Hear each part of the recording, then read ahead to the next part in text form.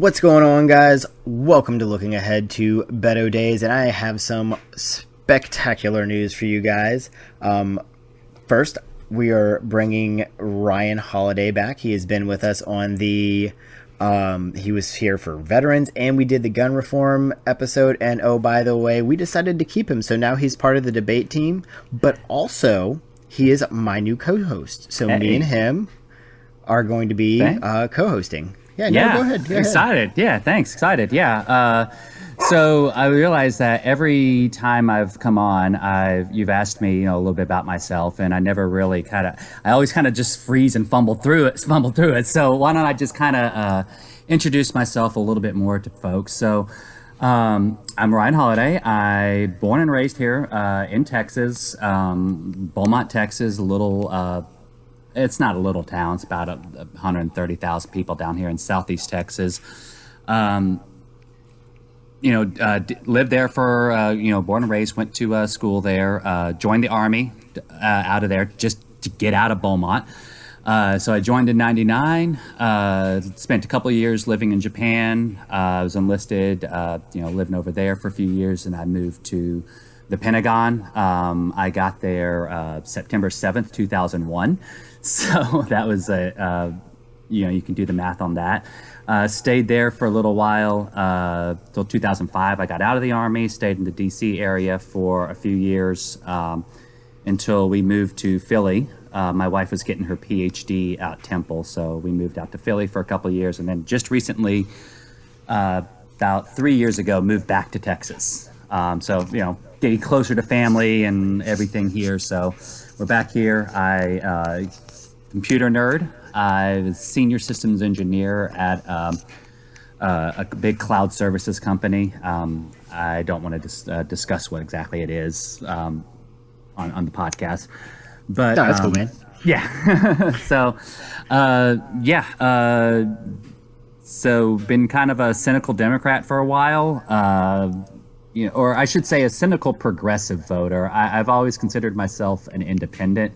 I never really expressed specific loyalty to the Democratic Party. I just was always kind of the Democratic Party's the best, closest approximation to my vote. I actually started off voting Republican, believe it or not. I did too, actually. Yeah, I was. It happens. Voted we all make Bush. Mistakes. I voted for Bush twice and McCain once. So, and then 2010 happened. The Tea Party happened.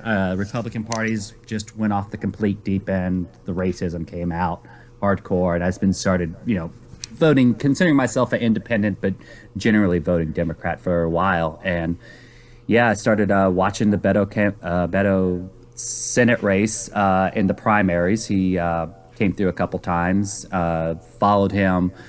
I didn't do a whole lot of volunteering at that point. I was just busy with life and other stuff going on, and it just doesn't always happen. But I donated, and I went online, and I talked up a good game about him online, and kind of shilled for him out there. And but this time around, and I mentioned this, and I think in one of our first episodes, he really put his money where his mouth is, and he showed up for everybody, and he performed. And I think that's what sold me, especially when it came to presidency.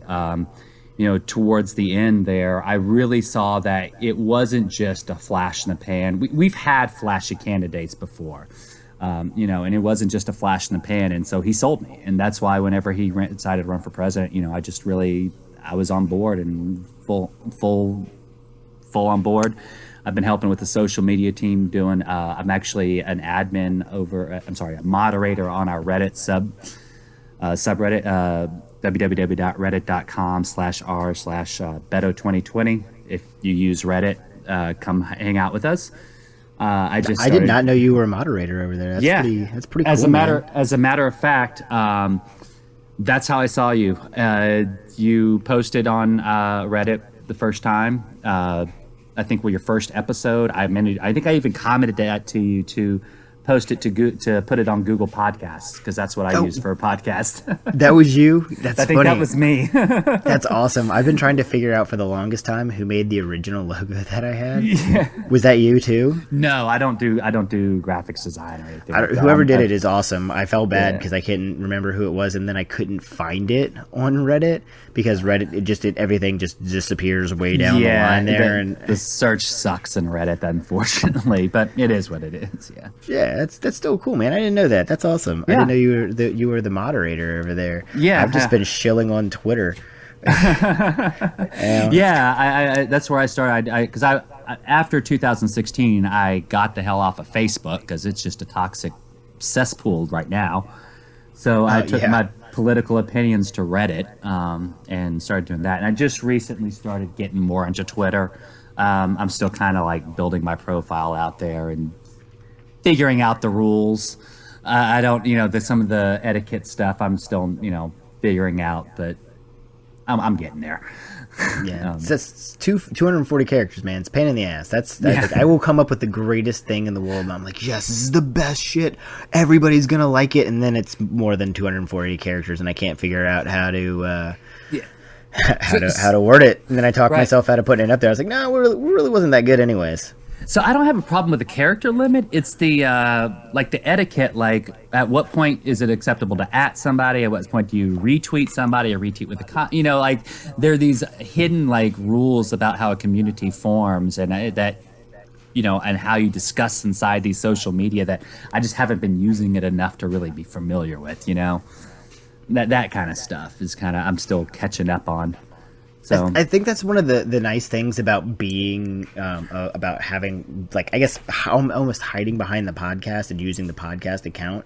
That gives me opportunity to grab stuff from everywhere. I can comment and I can kind of retweet people and it not be a big deal. But if you're co-hosting, we're definitely gonna have to get your Twitter follower count up. We got to start there. So hey, don't profile shame me now. Come on. I will not profile shame. My private's only at 1,400.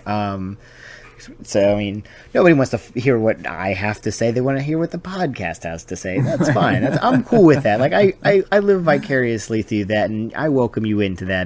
That's great. Into that, yeah. And I'm glad to have you here. And in full disclosure, we did gun reform, and when we did gun reform, when I got off all of that, I told Hannah that I said I really like this guy. He's really bright. I think that I'm going to have him on a lot more, and I'll see what I can do about maybe talking him into co-hosting. And so this has been a thing for a while. I just had to convince you that it was kind of your idea.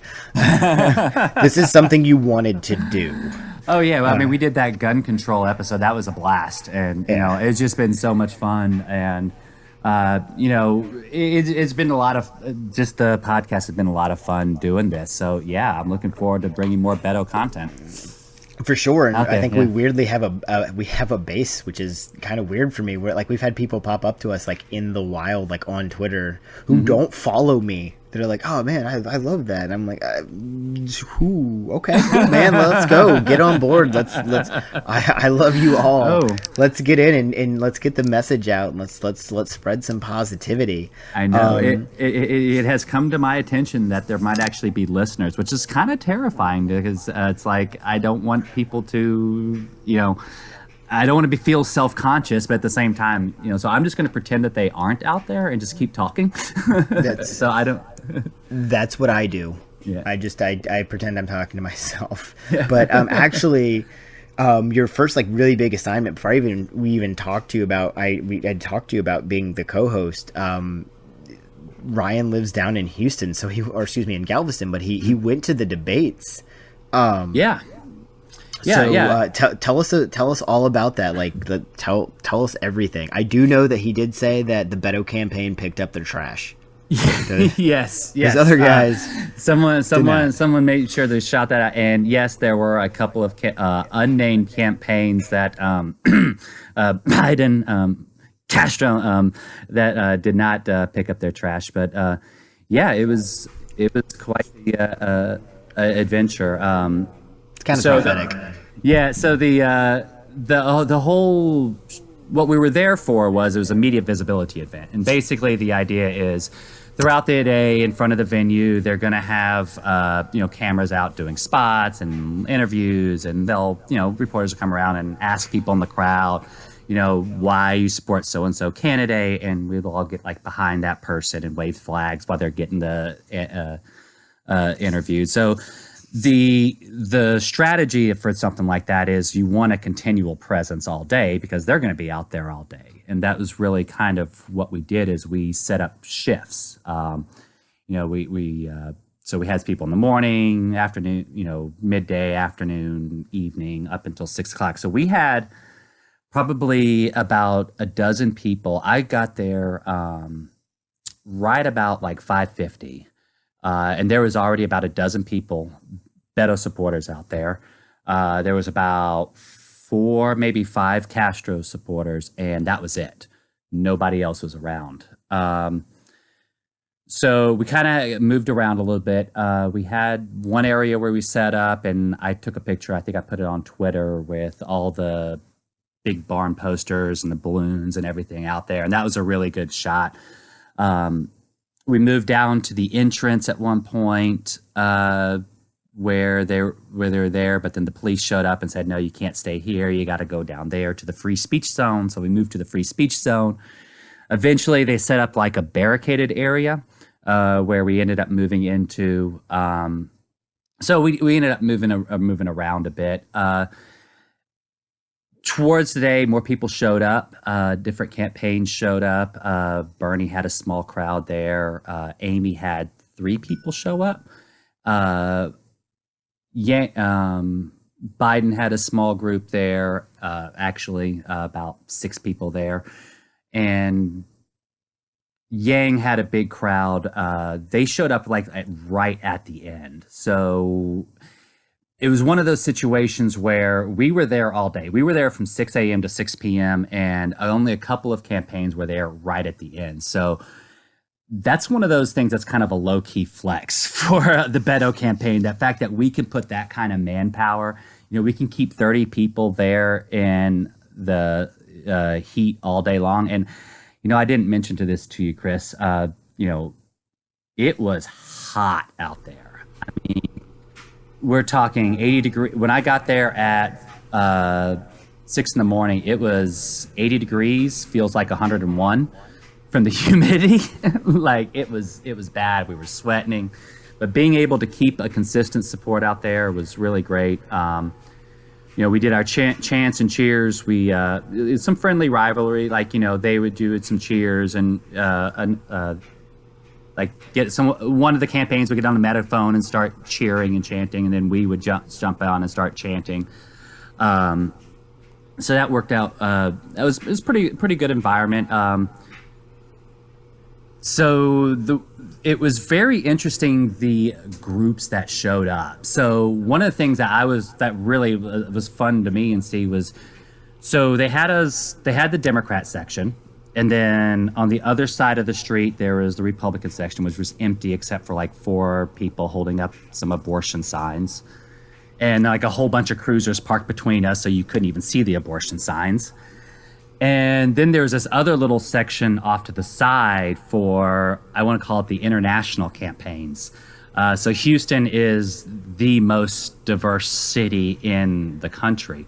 And there were people out there for the Pakistani campaign. There were people out there talking about Kashmir. There were people out there talking about all these different, eclectic, I wish I could have taken a picture and I should have taken a picture, really noted who all was out there, but it was just really interesting to see all these international people just out there supporting different things. I thought that was really cool.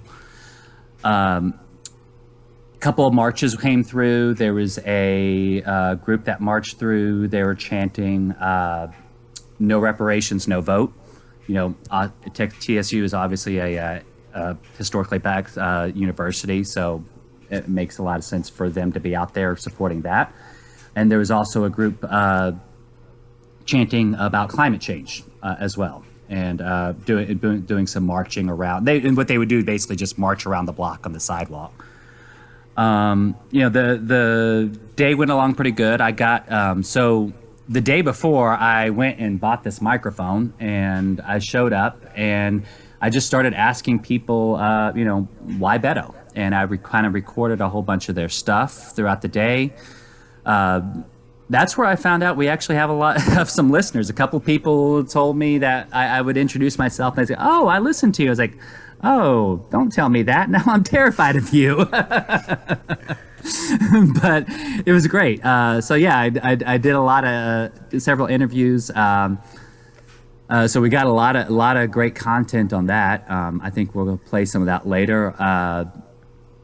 Stuck around, helped clean up. So we cleaned up all of our trash. Then went over to the debate party, and the energy at the debate party was electric. I mean, it was a lot of people, VIP type of people you would recognize, especially if you're plugged into Houston politics. Cameras there, good crowd, just an electric energy. Amy showed up, and she was treated like a rock star. That was awesome. And then obviously when Beto showed up, the place exploded. I was actually right by the stairs, so he walked right by me. I actually got to shake his hand real quick. I told him he killed it, and he looked at me and shook my hand and kept going. So that was awesome. I didn't get to ask him. He wasn't taking questions, so he just got up and gave a speech, and they left right after because I think he had to be up at 6 o'clock in the morning the next day. So, at that point it was 1 o'clock, and we're like, yeah, go, get sleep. Yeah. It's pretty important at that point, right? Yeah, because I was feeling it too. At that point, I mean, we had been in the sun for 12 hours. We did catch the clutch shade spot, so that was good. Clutch shade is always good. Yes. Oh.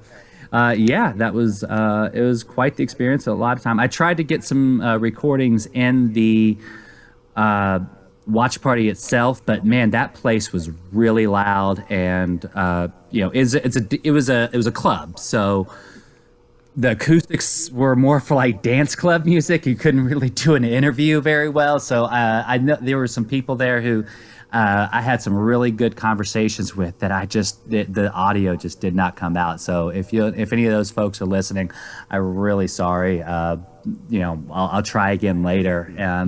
Hit us up on Twitter. If you don't hear your voice, like when you go to listen to the show, shoot me a DM on Twitter, or go to the website, shoot me an email. We'll hook up with you and we'll get you on. Like, I promise, it's no big deal. We want to hear your voice. So if the audio didn't quite work the way it was supposed to, get in touch with us. We'll definitely have you on. So I'm gonna go ahead and introduce your segment, man. Yeah. So I think Chris, your first big thing. More to come. Stay tuned. So basically, I was out there with the microphone. I asked a whole bunch of people, why Beto, and got some really great responses. So let's hear from some of those people.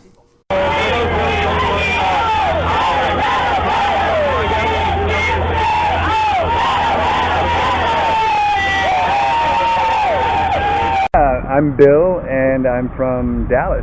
All right. So, yeah. I mean, you're out here at, what is it, 6 o'clock in the morning. Yeah. It's already hot. We're already sweating. So you obviously got to be a Beto supporter.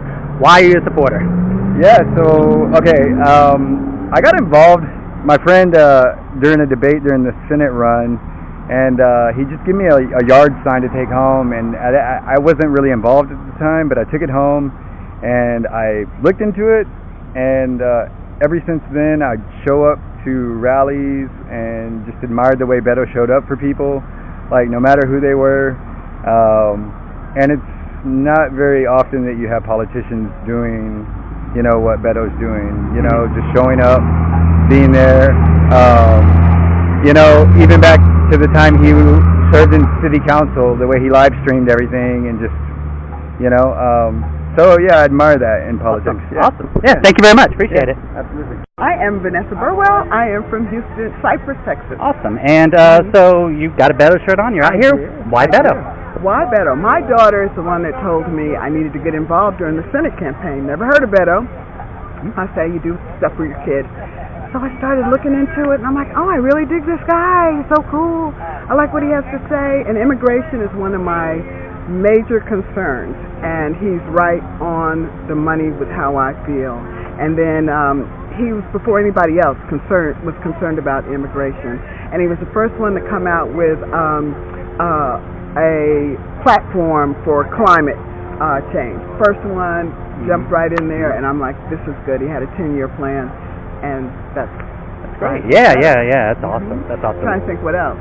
There's plenty of reasons. There's plenty of reasons, yeah. Like, why don't you like Beto? Exactly. And even the, if you don't have money, you're staying in jail with this cash bail thing. He's speaking up about that. And everyone's not. They wait. That's a good point. That's a really good point. Yeah, he was one of the first leaders on that. I remember him talking about that and for-profit prisons and all of that. He was very, very. So I was pleased with that. Yeah. And even when we made such a big difference with Cruz. It's like, we can do this. We need to come together. And my concern is I want everybody not to lose the momentum. Don't fall off the Beto bus. You cannot do this. You got to hang in there because you have to stick with what's right for you, what makes you feel good, and what you know about the person. Awesome. So we'll see. Awesome. Well, thank you very much. Thank you. First name is Jane, and I'm from Houston. Lived here for all my adult life. So you're out here in 100 degrees weather at the debate with the Beto shirt on. So you're obviously a Beto supporter? Yes. Why Beto? Major Beto supporter during the Senate campaign. And since he's announced and since he's kind of refined his policies and his platforms, he just gets better and better. And I think he's got authenticity. I think he's got integrity. And I think he's got there's a quality to him that's truly unique. Awesome. Yeah. And it's a healing quality. Great. Yeah. Yeah. Thank you very much. Susie Ramosier. Last name is Romoser. I'm from the Pearland area. Okay. And I'm supporting Beto just because he's young, innovative. I like a lot of his policies. For me, the primary reason is gun violence, healthcare, and women's rights. So that's primarily why I support Beto, and I'm looking forward to hearing his additional debate tonight to see kind of how he plans on structuring that if he's elected president of the United States. Awesome. Where did you first hear about Beto? Actually, whenever he was in the Senate, running for the Senate for Texas. Yeah. Okay. Against Cruz. Yeah. Thank you. My mind went blank. Yeah. It's a little hot out here. It's okay. Yes. Awesome. Well, thank you very much. Appreciate it. Right now I'm from Livingston, Texas. Awesome. And I used to be from the Houston area. Okay. And so you're out here, 100-degree heat, holding the Beto sign. So obviously he's got to be doing something right. So what is it? Yeah, he's doing a lot right. I mean, a lot of it that really started driving me harder was the honesty and the integrity and just being who he is instead of following some kind of campaign plan. But I like his policies. I like the Medicare for America because I have a wonderful healthcare system and I don't want to lose it. You know, I mean, it's better than anybody's I know of, so I don't want to lose that. And I certainly appreciate his gun policy. I'm tired of having to worry about whether, you know, I have to go to Walmart and somebody might shoot me, or go to church and somebody might, I mean, there are things like that. Plus, he's talking to everybody. He's talking to fishermen, he's talking to farmers, he's talking to all kinds of people. But I guess the thing that really struck me to come down here today was something, and I know he said it, but it also was posted, and I saw it on my Twitter feed, and it said, we can either wake up as a country or die in our sleep. And that was for me like a lightning bolt, that's absolutely what the issue is. Thank you. Thank you very much. I really appreciate that. Leah. I'm from Conroe. Okay. And so you're out here holding the sign in 100-degree weather, so you're a Beto supporter. Yes. Why Beto? Transparency and the fact that a lot of his policy comes from people that, like, what people who are involved in, like, industries, he makes it, his policy and his ideals from what people that know what they're doing tell him. Like, it's not just like, oh, I don't know anything about it, and I think, well, why would you? Sorry. Well, here's the thing. Oh, I'm sorry. Oh, no, you're fine. You're fine. I'll pause. I'm sorry. No, it's fine. It's one of the joys of doing a live shoot, right? Yeah, I mean that, and for example, I went there and he did an event in Senate in Conroe, Texas. And I mean, even the fact that he came out there is a big deal. But I talked to him about property law, and like forfeiture was going on in this state. And the first thing he did was, I need more information. I want to read that, and gave me the cards and asking. He wants to know instead of just making up things that he doesn't know. I know, it's really nice because I noticed the same thing. Like, you know, he never tells you what his policy is. He lets you tell him what his policy should be. Exactly. You know, it really is. It's refreshing. It really is. I mean, he's the closest that we might get to direct democracy. My name is William Kim, and I'm from Houston. And you're out here in 100 degrees weather holding a Beto sign, so why? Why? Well, I like a candidate who's not afraid to drop the F-bomb every so often. And I think there's a lot of serious issues in this country, and we're not going to solve them by using polite language. Awesome. And what's your name? John. And where are you from? Houston, Texas. And why Beto? Beto, I mean, I like him because he's more of a moderate than some of the other candidates. I don't think that a lot of the progressive ideas that Sanders and Warren are pushing are going to work that well. I think we need a moderate right now just to help bring the country together a little bit instead of polarize it even more. Awesome. So what do y'all expect to, what are y'all hoping to see out of the debate today? Well, I'd like to see some more Spanish, and I want one F-bomb at least. Awesome. So, all right. Thank you guys very much. Okay, I'm Holly, and I'm from Austin, Texas. Drove in this morning. Nice. So you drove all the way from Austin down here? Yeah. Nice. So you're out here driving from Austin, standing in 100-degree heat. Yeah, you got to be and a lot more humidity than back in Central Texas. So what would possibly bring you down here for that? I mean, for Beto, he shows up for us, so I feel like I got to shout for him. You know, he was a Bernie supporter in 2016, but then when Beto ran for the Senate, I mean, the fact that he came not just once, not just twice, but over and over again, and just, you know, being able to ask him a question personally, you know, sure, I saw Bernie in 2016 with the crowd of people, and it was some speech, leave, whereas Beto was like, I want to talk to you all, I want to hear from you, I want to know what's important to you. And then he came back and he would do things like go on runs with people and do a running town hall, and I feel like he just epitomizes a lot of, I don't know, he just lives the words that he says, you know, he follows up his words with actions, and so to me he's the most honest candidate, you know.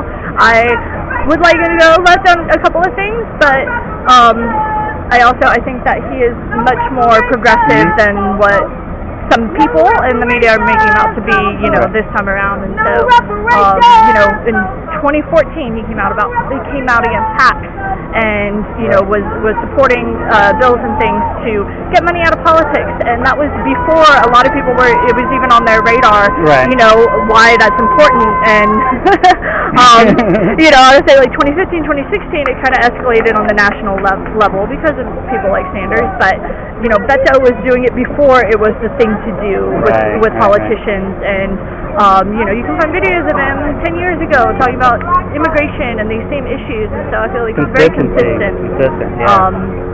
And just he's the most real. He's honest, you know, kind of radically honest, more so than I've ever heard from a politician. He's not afraid to say, I don't know the answer, but let's talk, and you know, we'll work on how we can solve this together. Awesome. So yeah. All right. Thank you very much. I really appreciate that. My name is Ray, and I'm from West Houston. So you're out here. It's freaking hot out here right now. So why are you out here in this heat, like sweating for Beto right now? Because I believe Beto is the person that can unite the country and bring compassion and decency back in the White House. I personally actually think that a democracy, naturally, of course, we have different opinions. Absolutely, yeah, you know. Yeah. But ultimately, I think we all want to get to the same place. Just maybe thinking different kind of routes will get us there. So Beto is the person that actually listens to everyone, and he actively listens. He doesn't just show up, say, hey, I talked to you. But he actually listens and absorbs what he hears and then incorporates it into his solutions and policies. And I think he is the only candidate that's doing that. And he's been doing it consistently since the early days. I mean, I've been following him since early 2017 before he even announced the Senate run. Okay. Oh, wow. All right, I hit record. So, what's your first name? So, you're wearing a Beto dress? You obviously gotta like Beto, so why Beto? I do.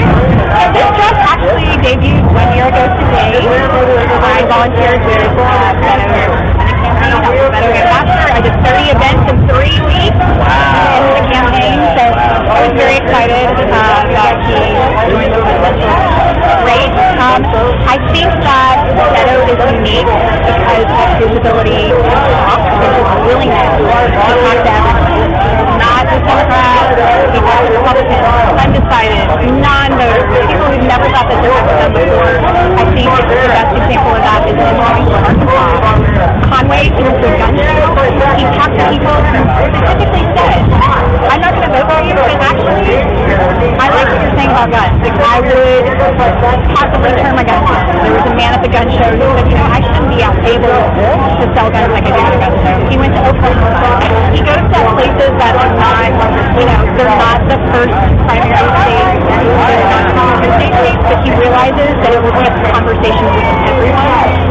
It's important to make everybody feel like they have buy-in and that they're stakeholders, because there are a lot of things that are rendering us apart. I think he is uniquely positioned to really bind up the wounds and inspire us to be the best version of America and to see each other as neighbors and fellow Americans again, and not just red, blue, somewhere in the middle, divided left or right. And I think that he has that really inspirational quality. Thank you very much. Appreciate it. I'm Sarah, and I'm from here in Houston. So you're out here holding a Beto cutout. Yeah, he's not mine. I wish he was. So, Pastor's holding him up. So why Beto? Beto? I think he's the most rounded candidate. I was a big fan when he was running for president. The 4 things I care about: immigration, the environment, health insurance. I would be like Rick Perry. I can't remember the 4 things. It's hot. Gun control. Yeah, I think he's the best position on all of them. Thank you. I appreciate it. Louis, I'm from Virginia, but I live in Austin, Bogan, Texas. So you out here, it's 100 degrees. You got a Beto shirt on, so he's got to be doing something right. What is it? Yes, he's the most exciting candidate I've seen for many years. To me, he's the one that has the best chance to win, and that's what I care about. I think that he's a nominee with a good 30 electoral votes in Texas. Thank you very, very much. I'm Elle, and I'm from Dallas, Texas. All right. And why are you out here supporting Beto today? Because I really believe in what he stands for, and, I've always kind of been disillusioned with politics, and especially living in Texas, being a Democrat, it never has felt like my vote really meant much until Beto came along and showed that Texas can be competitive. And so, that has inspired me more than anything else, and that's why I really am backing him. Awesome. So, what do you expect to see from the debate tonight? Clownery more than anything. These things are just, I'm not a huge fan, but I really hope Beto, has a moment, gets a little bit of time in to make his case, because I feel like he really hasn't gotten that shot at the last 2 debates. And I'm really looking for that's and for him to really just lay out his policy in a way that somebody people hear it and maybe it gets some food. Awesome. All right. Well, thanks. Appreciate it. Oh, my name is Rosalind, and I'm from LaPorte, Texas. All right, and you're out here in a debate watch party for Beto, so what brought you out here tonight? Well, obviously Beto. I was a big supporter of his Senate race last year in 2018, and was hoping that he was going to run this year in 2019 for the 2020 because of everything that he stands for, the integrity that he has. He's actually going to everywhere people are. He's bringing everybody in when it comes to minorities, people of color, LGBTQ, veterans, just everybody and anybody. Awesome. What did you think of the debate tonight? I think he brought that fire. He's got the energy, definitely. He's passionate. He is well brushed up on the topics at hand. He's done his homework, and he listens. And so I think by listening, he's taking everything in and forming a really strong opinion before he speaks. Awesome. Thank you very much. You're welcome. I really Patricia Wilkerson. I'm from Dayton, Texas. And you're out here working the front desk at the debate party. So what made you decide to do that today? Well, I did volunteer work in this. I volunteered in the Senate campaign. I met Beto in August of 2017 before Hurricane Harvey. I had done my research between he and Joaquin then, and I had decided on him real quickly. I met him in August of 2017 at a healthcare roundtable. Shared my story about my grandson who has cystic fibrosis. Ran into him 8 months later after Hurricane Harvey at a fundraiser in Beaumont, Texas. I walked up, I said, "Hi, Beto. My name is Patricia." And he said, "From Liberty." "Yes, I remember your grandson has cystic fibrosis." And I saw an article about him about a kid with cystic fibrosis in the Houston Chronicle, and it made me wonder if it was your grandson because I couldn't remember his name. He remembered me after 8 months of meeting tens of thousands of people. I followed him. He's genuine. He has a reach over. He has the power to connect with you and listen to what you're saying and hear it. And he's working toward a better world for his kids, my kids, my grandkids, and he believes what he says, that no one should be counted out. Everyone matters. That's why I support that. That's why I'm here. Thank you very much.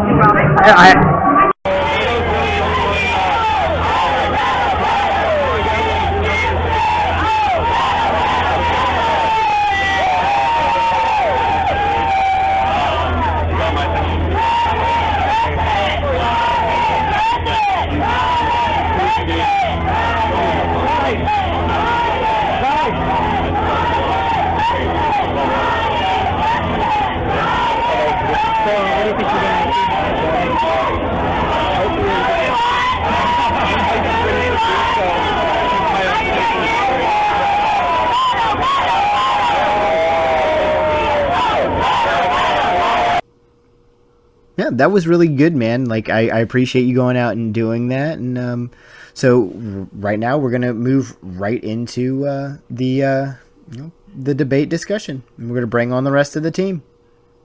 So we're back with the debate team, and we actually have a new member. We would like to welcome Ryan Holiday. He's been on a couple episodes. He was on for gun reform and veterans, and he did such a kick-ass job. We wanted him to join the debate team. So welcome. Yeah, thanks for having me. We are a very motley crew. So hey, the crew was awesome in the 80s, man. Anyway, last night was the third debate. It was much smaller. It wasn't 6 hours of debate like the other two because we have 24 guys on stage. That guys and ladies, sorry, on stage. So it was a little bit more intimate. It got a little bit more animated in good ways and in bad ways. Here's looking at you, Julian Castro. But who had a good night? I guess I'll start. I have to start. A couple about a good night. I was over at Beto Center podcast. He had a great night. I'm not saying that to kiss ass for the Beto supporters, but he had you can. It's okay. No, but he had a fantastic night. He had a couple weeks. The unfortunate shooting. He kind of showed his leadership qualities, what he's made of his moxie. If one thing, he showed what kind of leader he would be as president, and he carried that over on last night with most of the gun control question. He did get a lot of praise from his competitors, deservedly so, but he definitely killed it with his response. He's gotten some love, but we'll get to that later. So he had a great night. Booker, I get my Jersey bias here, but he's consistently. I know his poll numbers haven't elevated because of his performances, but he consistently brings it. He's very eloquent. He's very well prepared. I think he has his ideas are there, and he's good at defending his points and kind of getting his points going. To me, Buttigieg, didn't have the knockout home run, but he's almost like him and Warren were there, and they didn't screw up. They didn't hurt themselves. They didn't necessarily help themselves. They stayed the course.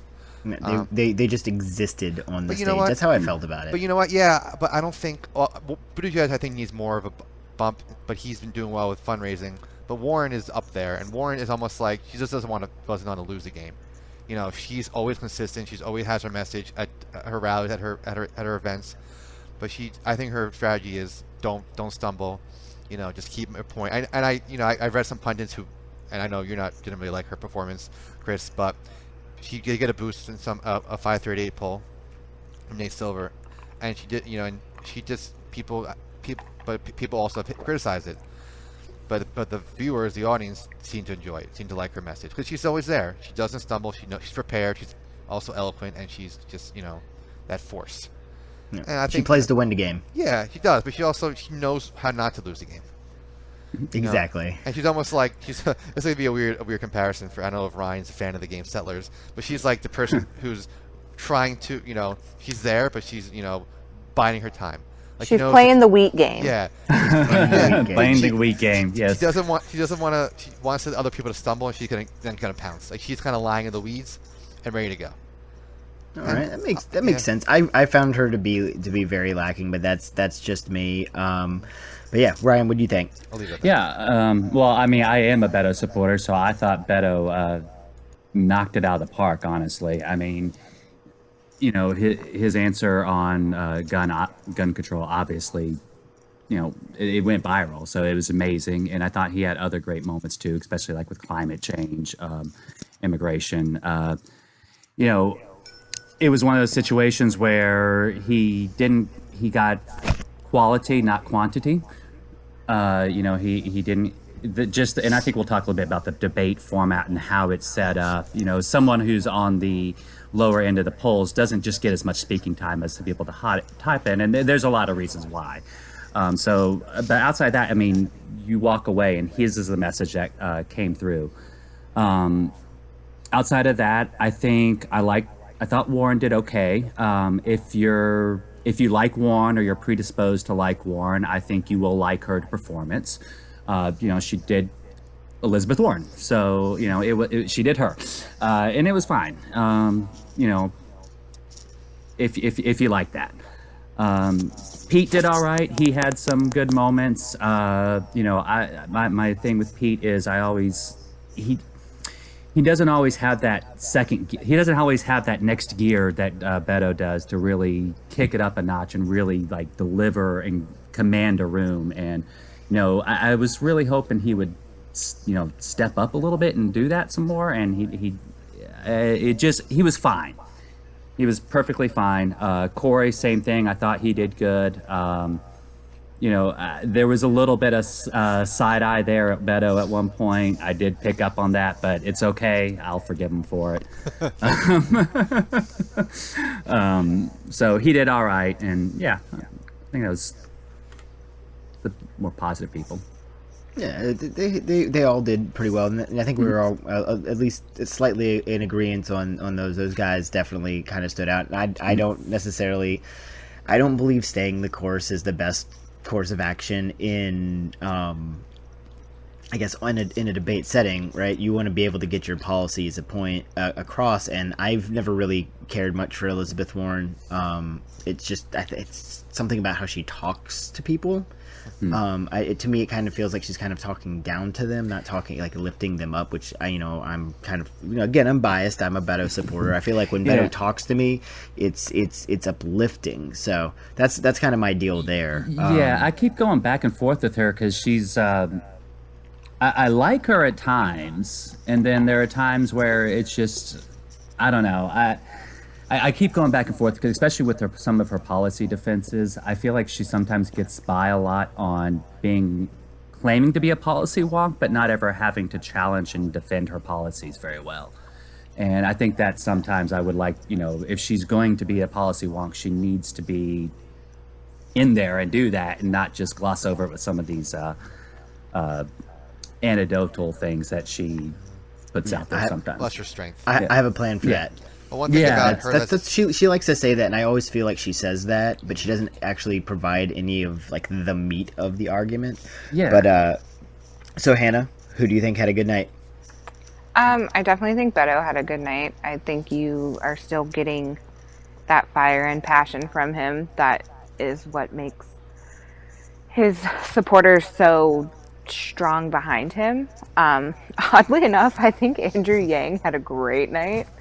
Whether I'm buying or picking up what he's putting down, I think he looked great on the stage. Am I going to vote for him? Absolutely not. But come on, you don't want $1,000 a month? What's wrong with I you? mean, hell yeah, I want $1,000 a month. But anyway, I think he held his own, and I think he looked comfortable, and I think that under different circumstances, then it might be a thought that I entertained. I definitely think that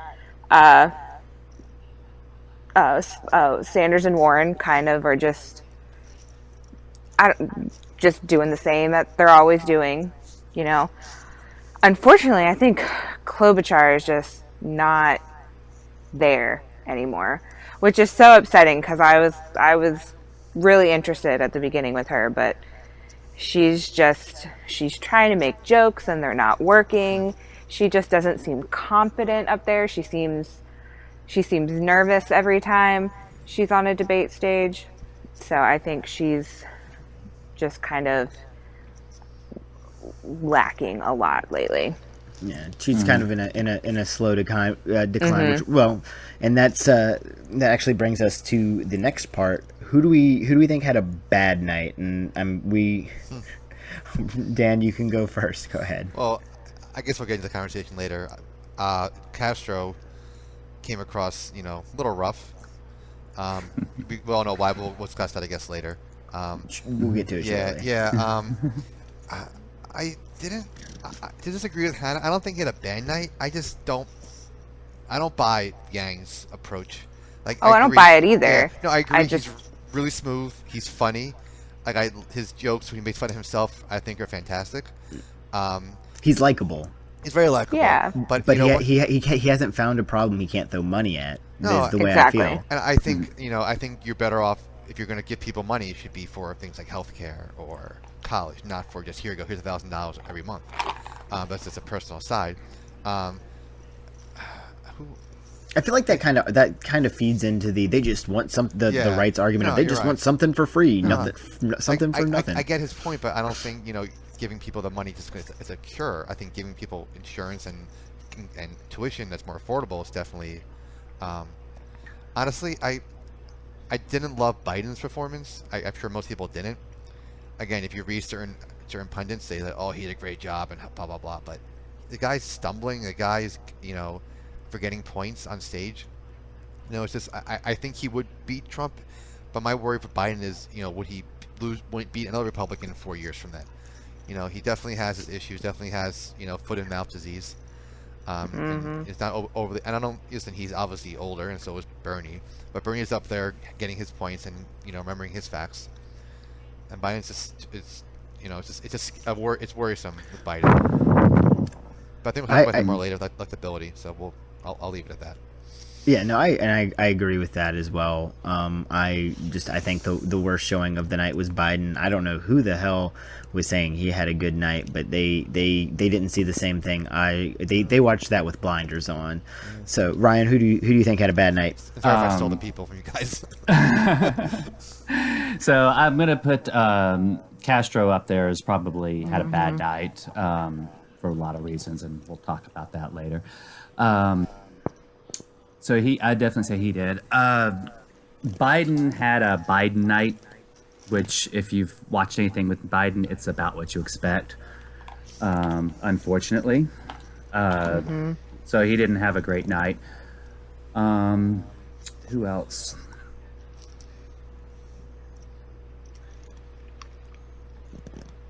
Hold on, I'm drawing a blank all of a sudden. I did too. We've gone through so many of them. At least there were only 10 this time. Yeah. 20 fucking Right. four. Right. In honor of Williamson, she had a bad night just by not being there. Yeah. Well, yeah. Sorry, Chris. Yeah. I know Chris made that joke earlier. Oh man. And I was also going to say, Yang actually irritated me a lot. His little lottery ticket stunt in his opening statement, I did not like that at all. I mean, you're taking $1.2 million of Democratic donor money and turning it into a lotto ticket. You know, that's not right. That's not how you beat Trump. That's a marketing scheme. Like that's the wrong way to spend money, and that kind of bothers me. Because that's not even a universal basic income test. That's just giving people money. So that bothered me. There are a few things he said through the night that that piqued my ears. I guess he's Asian, so he knows doctors. Yeah, a lot of people had a lot of problems with that. I don't know. Again, it's Yang. Yang Gang's out there. I saw them. They're gonna like him, but I don't get it. Can we just give him the Secretary of Labor or like the Commerce position and say it's yours, whoever wins? He's a super likable businessman, and that's great. But that doesn't translate to politics, right? You can't just throw money at problems, right? And I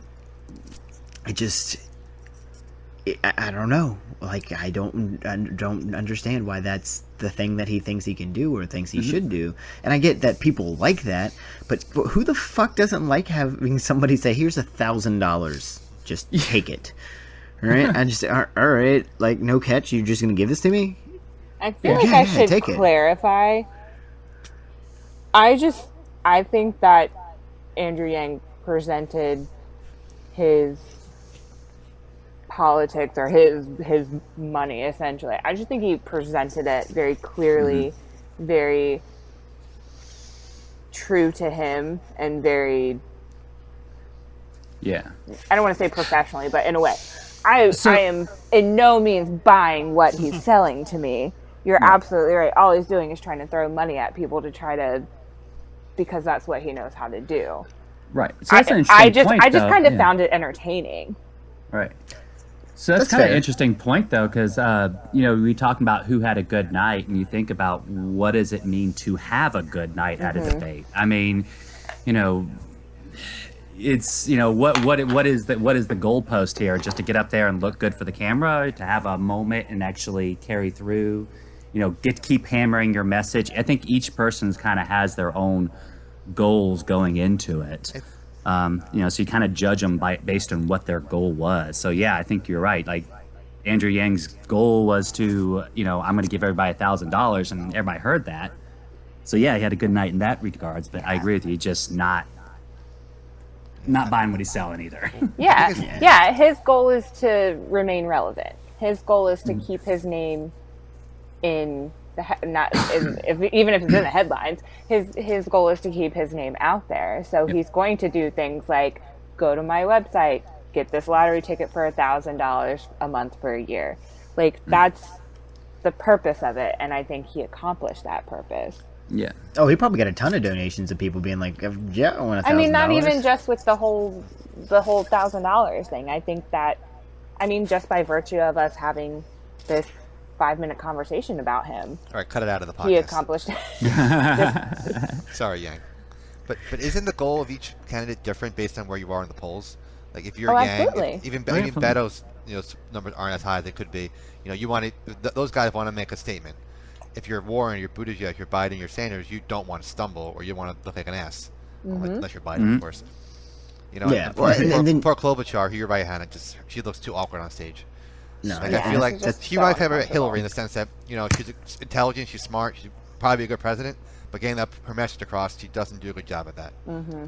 Yeah, and that's the major thing. I think that it's just Klobuchar's not going to go too much further, and that's unfortunate because I before Beto jumped in, I looked at the other candidates. I still get emails from Kamala Harris, who, by the way, none of us have mentioned yet. She kind of, and we're going to get to that in a second because I was picking up on that because she had two kind of moments, but that's really it, and that's one of the things that kind of gets me, right? Everybody talks about who's gonna get the big moment, who's gonna do this, who's gonna do that, and that's all media shit, right? That doesn't help our country. It just helps them get viewers and get money, and that's some of the things that I think it's kind of lost there. But Hannah, I know you've mentioned Klobuchar, but is there anybody else that you thought had a just not a good night? No, I mean, I would have come back to Kamala Harris as well. I think that her moments were her two times that not her two times. I mean, she consistently called out Donald Trump throughout her speaking time. But, her opening statement, her whole rant on him then, and then her Wizard of Oz comment as well.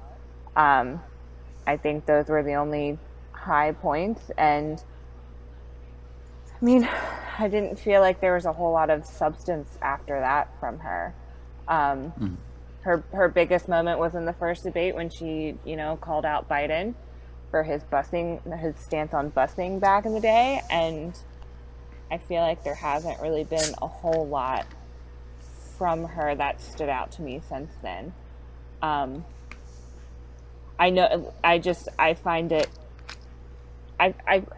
find it interesting to see from debate to debate who, I don't know if it's actually changing their strategy, but I find different candidates at different debates and different moments going, I don't know if it's falling back or just switching towards, okay, so what I'm talking about isn't working for me, so let me move to attacking the president.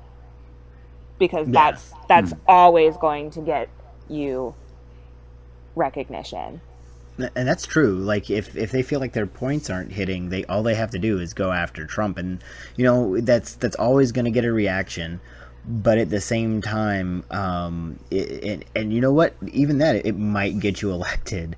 Yeah. But that's not going to do us any good once 2021 rolls around. We can't, Donald Trump's out of office. You all you did was attack Donald Trump. What the fuck do we do now? Exactly. Just going, and if that's your campaign strategy, then that is not, personally to me, then that's kind of a turnoff to me. We all know what's wrong with Donald Trump. I don't need you to tell me what's wrong with Donald Trump. What I need you to do is tell me how you're going to fix this mess that he's created. How you are going to be, not just how you're going to be different from him, how you are going to make it better. Exactly. I mean, we all would vote for, a garden gnome over Donald Trump. We'd get the same amount of content and substance. But that's not going to be good for us once he's gone, and we need to be able to pick up the pieces. And you're exactly right. And that's going to bring us around to what I felt, and again, biased a little bit, but it really just universally what I've been seeing on Twitter. I mean, the fact that even after the debates, Beto was trending at number 2. His where he's talking about gun reform went viral. I mean, the whole scope of everything his team was doing was brilliant, because it wasn't just Beto on stage. and you can still go to it now. If you go to his website, it is big red, and it's a picture of Donald Trump, and it says, "The President of the United States is a white supremacist. Here's how." And then it gives you the receipts, 81 receipts of how Donald Trump is a racist. He stole Elizabeth Warren's "I've got a plan for that." You know, they put up a picture of an assault rifle and they said, "I've got a ban for that." I mean, that's just the everything that just all of it. I mean, that was a political machine working in tandem along with like just full on emotion. So, I mean, like, it was just such a huge deal. I mean, granted, he had home field turf. He was in Houston. The home field helps, but he also had a lot of the other candidates who were complimenting him. I mean, to be honest, they weren't gonna pick on him. They weren't gonna go at him for anything. Like that would have been, I mean, almost political suicide. I mean, and we'll get to Castro and Biden in a second, but I mean, what was the difference between the last two debates and this debate? Like, where did this Beto come from? I want to say desperation, in a sense that his numbers haven't, not in a mean way, but he needed to throw up a Hail Mary, to take a shot. And listen, he is, I know I'm not like you. I supported Beto when I was in Senate race, and I would support him 100%, and I do. He has that quality where he can reach down and pull a rabbit out of his ass. With the Kaepernick kneeling video, what happened after the shooting in El Paso. He has that quality to communicate his point in a way where it inspires people. And I like that he has the moxie to call out the bullshit, to attack Trump, to not accept, and not like, Trump tweet, he hate tweets, he hate responds. Better responds in a coherent, eloquent, a mature adult way. And that's something that, I admire, think it's amazing about Beto. So that's, I think he needs his moment, and I kind of wrote in my notes last night as I was watching it, little I wrote, I said, if this doesn't give him a bump in the polls, I don't know what else can. Yeah. I mean, it was El Paso really what did it. I mean, I think ever since El Paso, he really found his voice in the arena.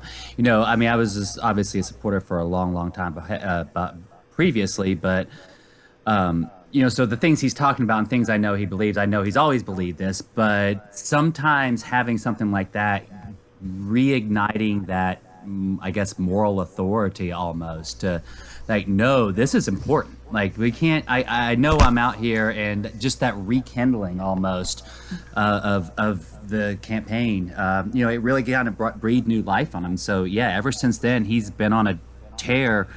He's a man on a mission, and we hit, right at the sweet spot of where he wants to be, on gun control. And I think he's really tapped into the nation in that regards. Like, he's speaking what a lot of people are like, no, this is fucked up. We need to get rid of these things. Take them away. We need to stop being afraid of talking about this stuff. And stop being afraid of the conversation because we're worried that some trolls might be mean. We need to actually have an adult conversation about that, and that's what I really like that he's been doing. So yeah, it was really nice to see his performance there because, like you said, Chris, it was a complete campaign thing, from the volunteers to the media party to the watch party afterwards to his prep to the website. I also would help moderate the Reddit Beto 2020 subreddit, and people on the community there posting and keeping the stuff there. I mean, just it was a total effort, right? And seeing people, I was chatting with volunteers at 3:00 in the morning who were still like out there talking about some of the and I think we're going to talk about some of the death threats and stuff later, but just kind of addressing those and reporting stuff like that. So yeah, it was very much a full press campaign, and I think it turned out beautifully. I definitely agree with that. I think, and the interesting thing is, if you saw the Google trends, at no point was any other candidate being Googled more than him at any given point. They had the largest number of donations in an hour this quarter. So his donations should be pretty strong. And that would include him announcing for president, right? Or no, you said this quarter. This quarter, not this announcing quarter. for president, because that would have been last quarter. Yeah. That number when he announced for president, that's going to be hard to beat. Yeah. You want to Let me ask you guys a question. Sorry, Dan. Let me ask a question real quick, just kind of because we're on the topic, and you guys are so, Chris and Ryan, you guys are so like into the Beto campaign and all of that. And two questions: do you feel, or is there any sense that Beto is getting pigeonholed into this? Pigeonholed into his biggest thing is, or the only thing that he really has expressed any real like gusto behind is the issue of gun control. Like, because I worry about that too. Like, I worry that, the first question they asked about gun control, they directed it to Beto. They never direct anything else at him, is kind of what I'm saying. Yeah.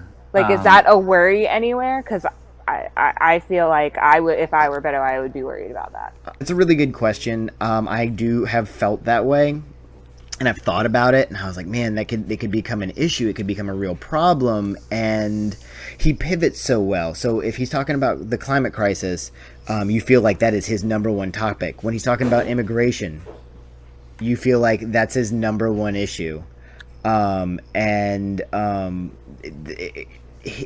It's not just gun control, because he ties everything together. No, he binds it up in such a nice bow that you don't.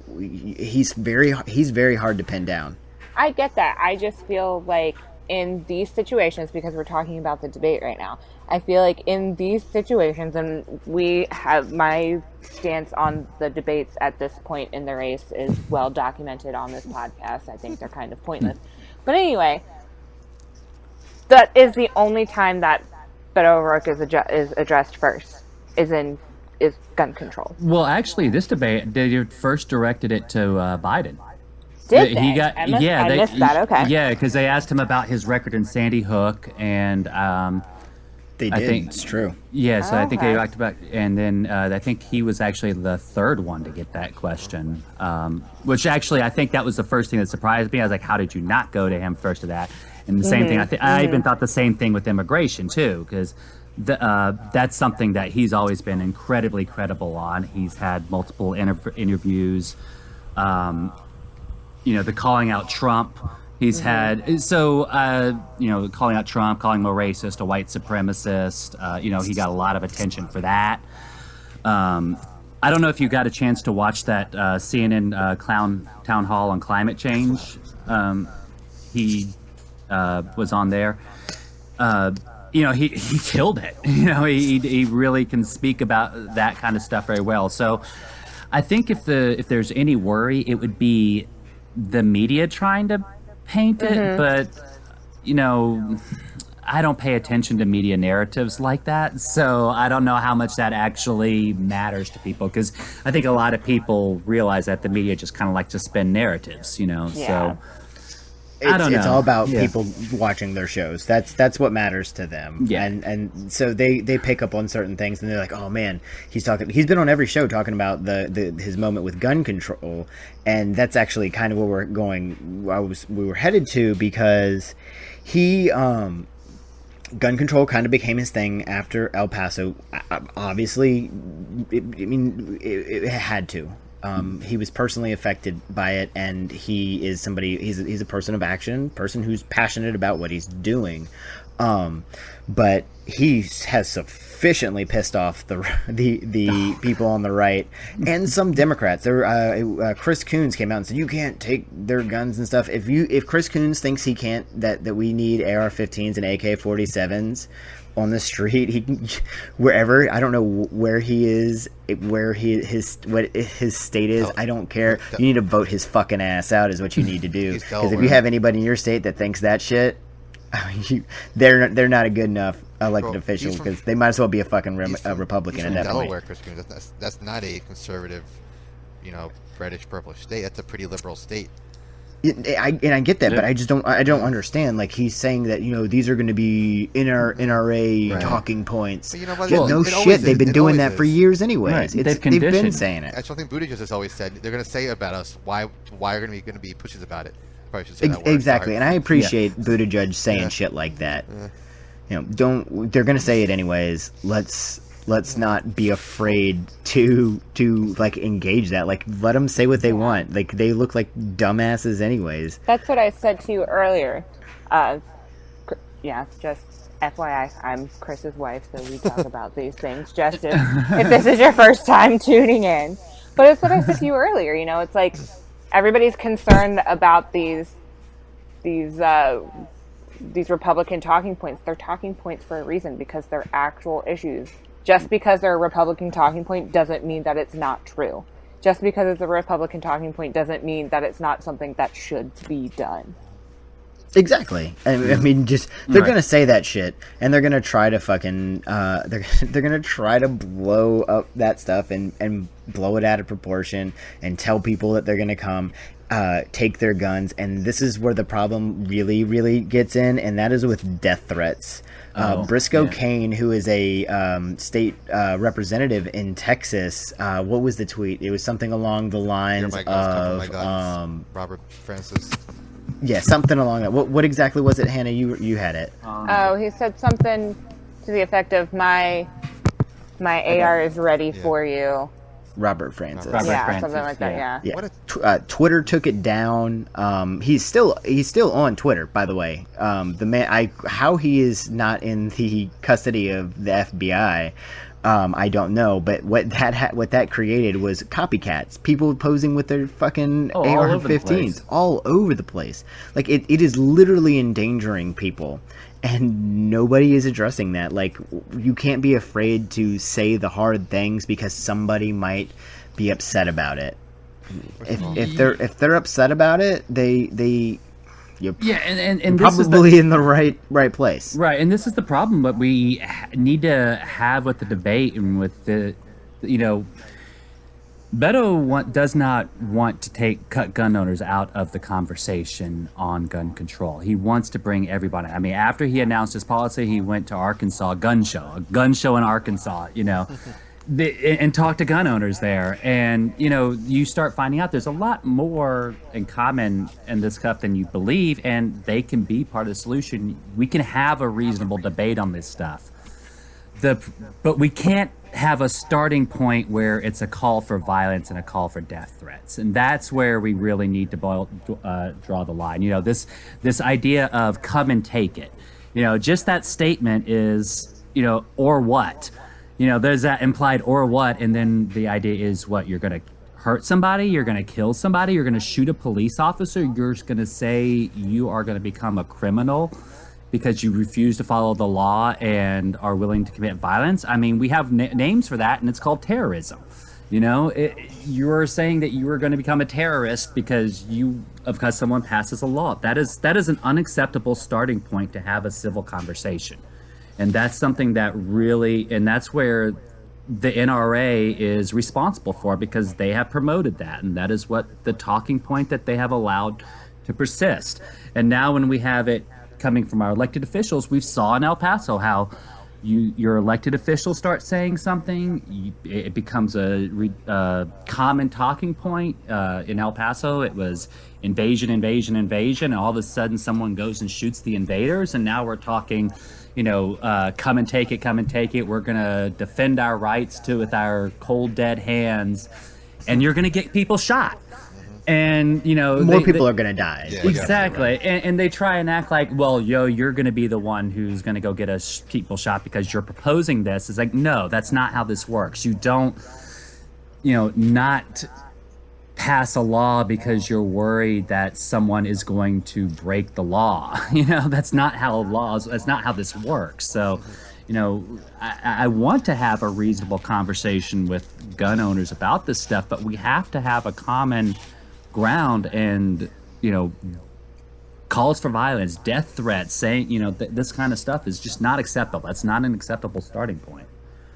And all these guys, these Billy Badasses or Billy Badass wannabes, when the police show up, are they really gonna shoot at them? They're gonna shit their pants. Yeah. This is what's gonna happen. The police are gonna show up with their guns and be like, "We want that." They're gonna give it to them, and it's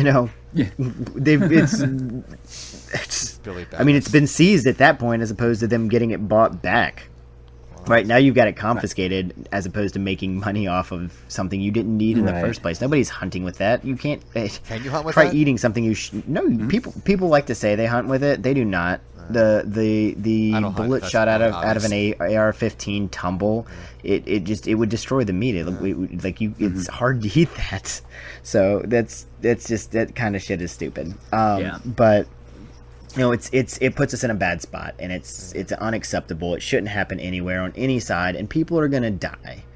That's the long and short of it. People are going to die. I want to add something to this, Chris, if I have a second. Yeah, go ahead. Brian made a great point. I'm not going to add to that because that was a fantastic point. But first of all, fuck these assholes who call him Robert Francis. He's called Beto. That's his name. That's his nickname from a child. We don't call Ted Cruz Raphael. His name is Beto. Get over it. Two, I love these people who 6 people die from vaping, and that's terrible. People shouldn't die from something like that. But Trump wants to ban vapes, but thousands of people have died from guns.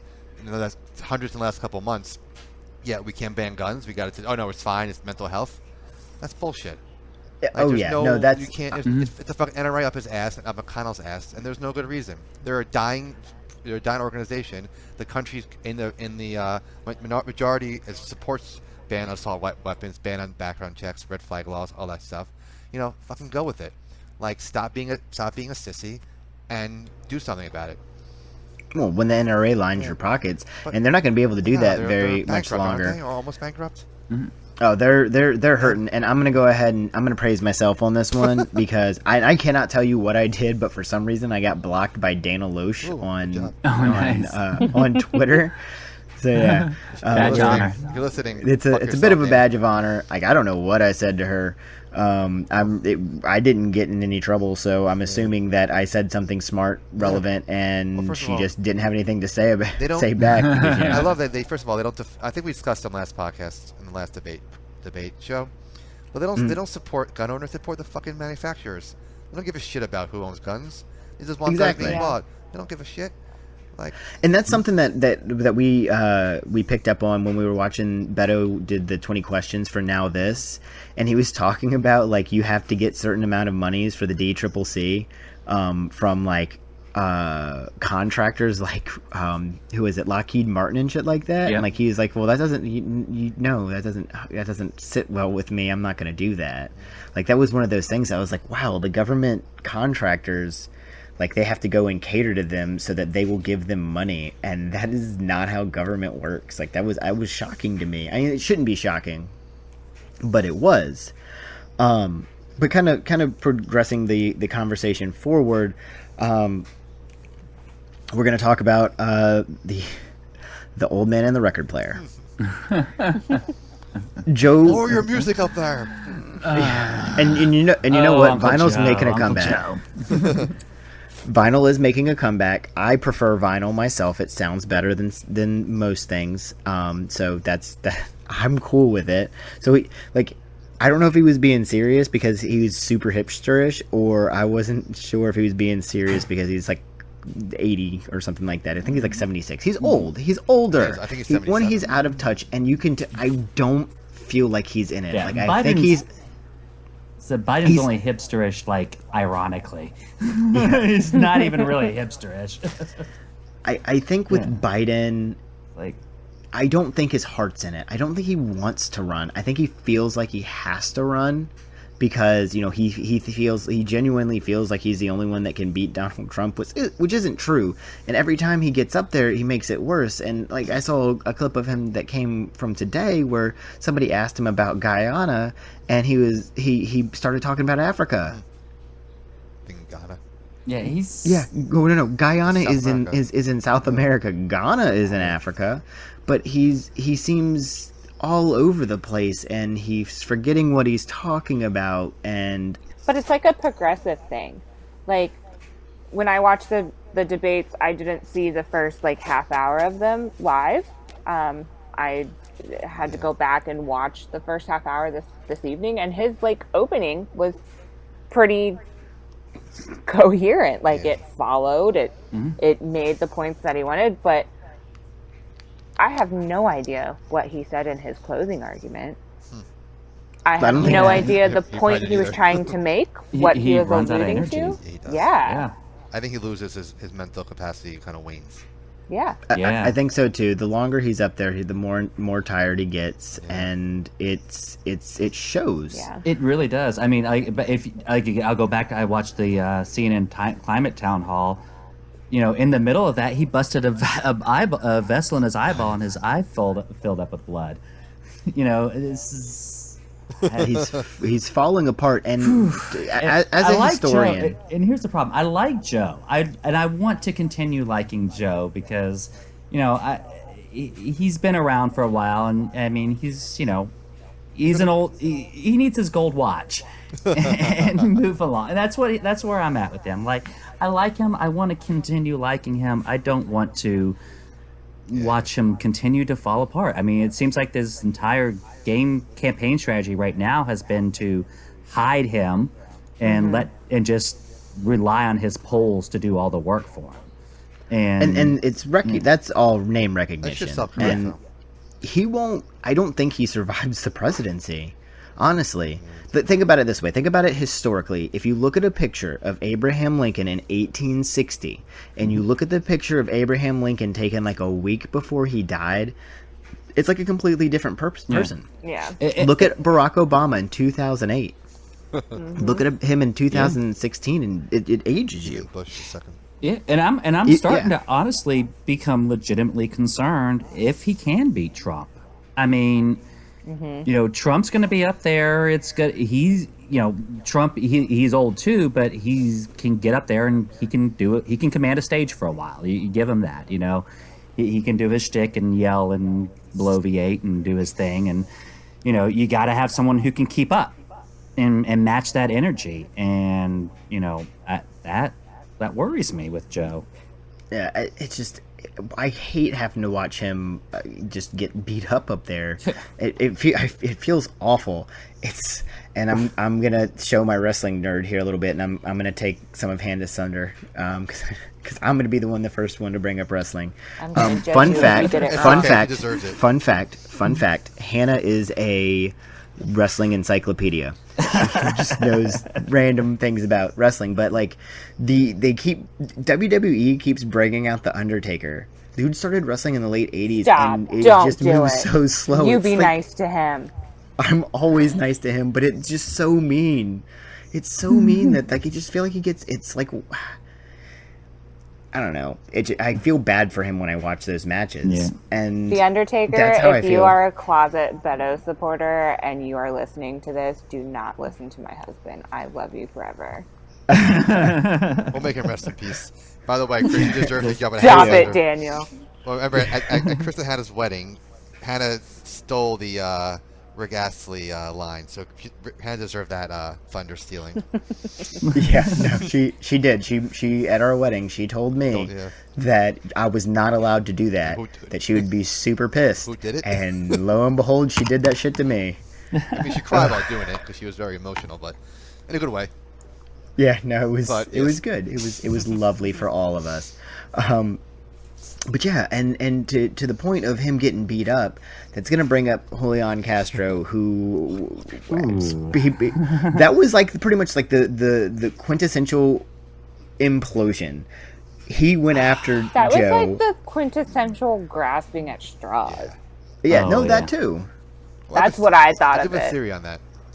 I have because I wasn't on the first debate, so you know, I have a little bit of a history with Julian that, you know, he really been irritating me. You know, after that first debate, just to kind of give you some background on Julian, he's been an up and comer in the Texas Democratic Party for a while, since like 2012, and we've really, we have been begging him to run for a while. We wanted him to do something statewide, something maybe run for governor, or state senator, or something, but because we don't have many stars here in Texas on the Democrat side, we just don't.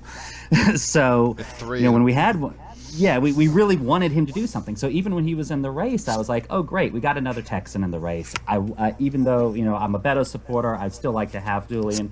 It does help reinforce that, Texas is a battleground state because we put 2 candidates in. And, if he became elected, I'd support him because he's a Texas candidate. And then, all that goodwill, that everything that Beto built, that Julian sit on the side for and didn't participate in. He didn't go out and run for statewide senate. He just was content to stay as a mayor. Texas, Beto built the Texas Democrat Party from scratch, and I think I said this in my Why Beto, but on our first episode, but the statewide Democratic Party didn't exist. It was just pockets at the time. And, Beto united those pockets and really kind of built the party from scratch. So when Julio went out and attacked him on that first debate, he was attacking everything that we built, because all those supporters, they weren't Democrats. They were Betocrats, and there's some truth to that. He did not run as a Democrat in the state. The Democratic brand in Texas sucks. I'll just say that, you cannot, if you're going to come here and say, I'm a Democrat, vote for me, you're going to lose the state, so period. So you have to get out here, you have to put the work in, and he attacked the person who put the work in. So, coming to this debate, and he had already been on my shit list for a while. So coming to this debate, I didn't see a lot. And then to see him attack Biden in the same manner, it just kind of, at some point, it reveals who you are. And, he tried to use that excuse that this is an election, therefore it's okay. I don't buy that. This isn't okay. That we can do better. We can act better.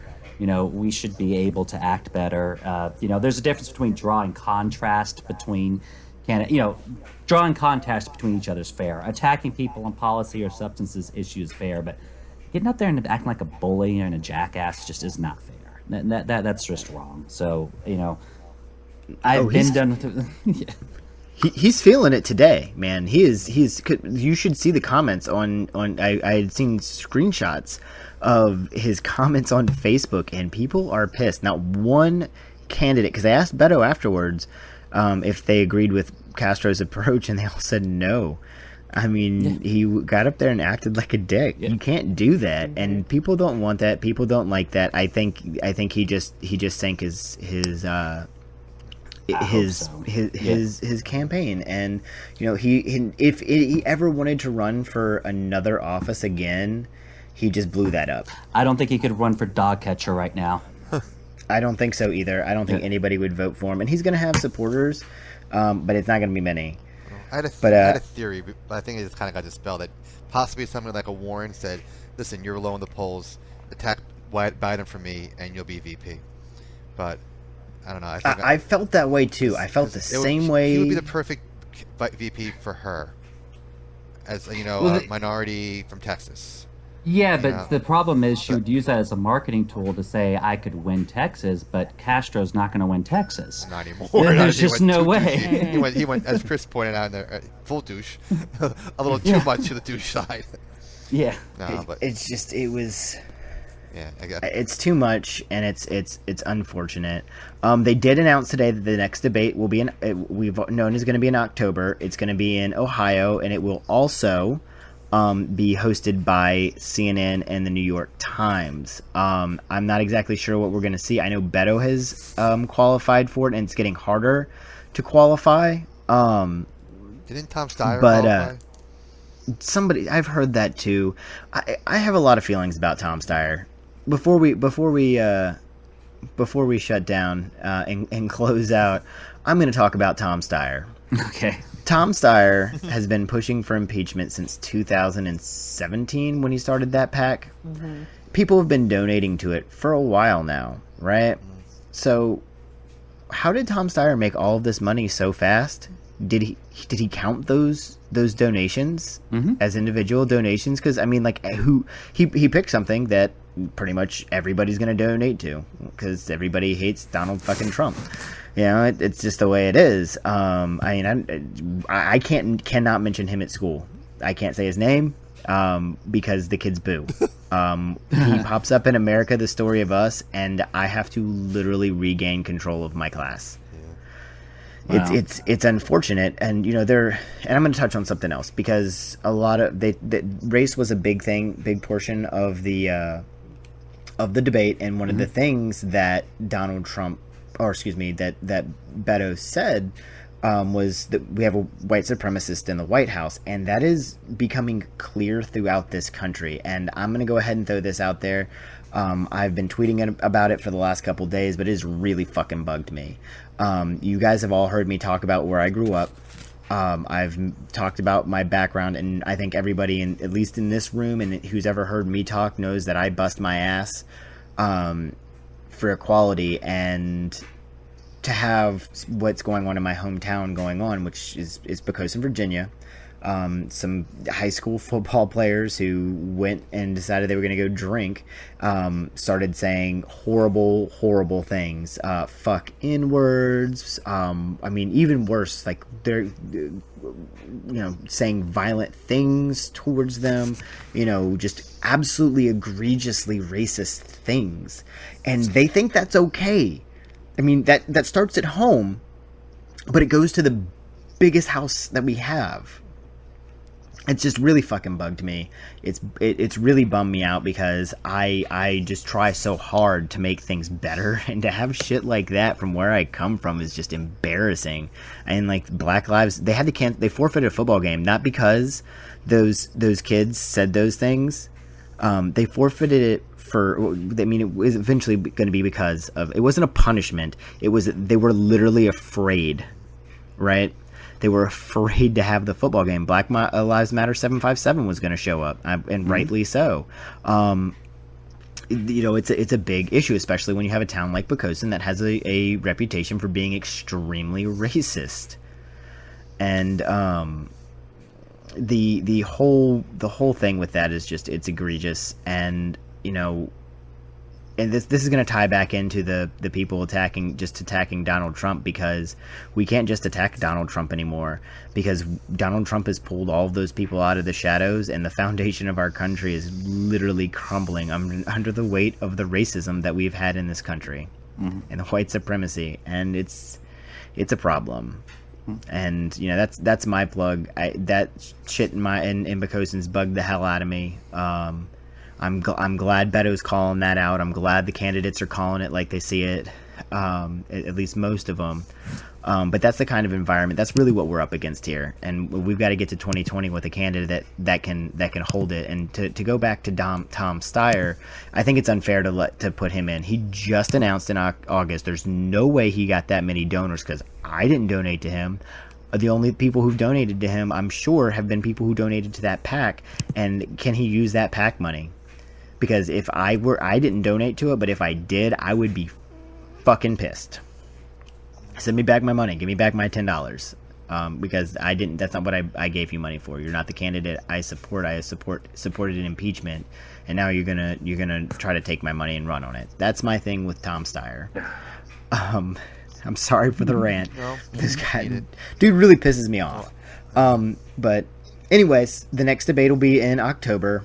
We will all be back here for that. And before we close out, I want to thank you guys. Thank you so much for coming on. Thank you so much for being a part of the debate team. I know that we've kind of been building this as we went along.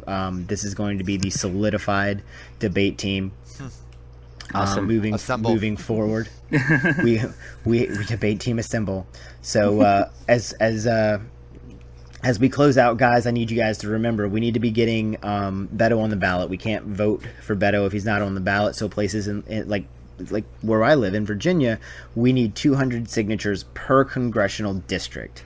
if you can volunteer and help us get signatures, if you live anywhere in this state, we need your help. We've got to get those signatures. If you are in the 2nd and the 3rd district, I need your help. I am the lead for the 2nd and 3rd congressional district, and we are going to knock this out of the park. I want it done by mid-October, right? So guys, keep on donating, keep on volunteering and canvassing and clipboarding and everything that you're doing. Thank you so much for everything. And for, I'm Chris, and we're going to keep on looking ahead to Beto Days.